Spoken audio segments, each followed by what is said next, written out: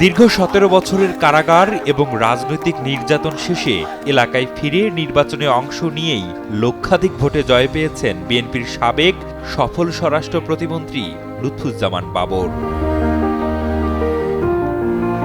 মিথ্যা মামলায় তাকে দিনের পর দিন কারাবন্দী করা হলেও এতটুকুও জনপ্রিয়তা কমেনি লুৎফুজ্জামান বাবরের।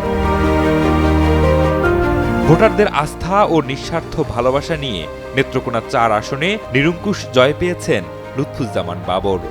ধানের শীষ প্রতীক নিয়ে তিনি নিকটতম প্রতিদ্বন্দ্বীর চেয়ে ১,২১,০৪২ ভোট বেশি পেয়ে বেসরকারিভাবে বিজয়ী হয়েছেন। ফলাফল ঘোষণার পর পুরো এলাকা জুড়ে দেখা গেছে ব্যাপক উচ্ছ্বাস। শুধু তার আসনেই নয়, পুরো নেত্রকোনা জেলাতেই তিনি যেন সম্রাট বাবর। জনগণ তাকে ভালোবেসেই দিয়েছেন এই নাম। কিশোর থেকে বৃদ্ধ সবাই তার ভক্ত।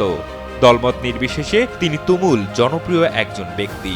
নেত্রকোনাবাসীর কাছে তিনি যেন রাজনীতির সম্রাট। লুৎফুজ্জামান বাবর ১৯৯১ সালের পঞ্চম জাতীয় সংসদ নির্বাচনে এই আসন থেকে প্রথমবার এবং পরবর্তী সময়ে আরও ২ বার এমপি হন।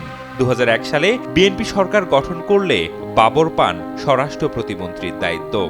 সে সময় তিনি বেশ প্রভাবশালী ছিলেন। চলনে বলনেও ছিলেন তিনি আলাদা। র্যাবের প্রতিষ্ঠাতা হিসেবেও তার নাম রয়েছে। তবে তার রাজনৈতিক কেরিয়ারে বড় ধাক্কা আসে 1-11-এর সময়। রাজনৈতিক পট পরিবর্তনের পর বিভিন্ন মিথ্যা মামলায় ২০০৭ সালের ২৮ মে গ্রেফতার হন তিনি।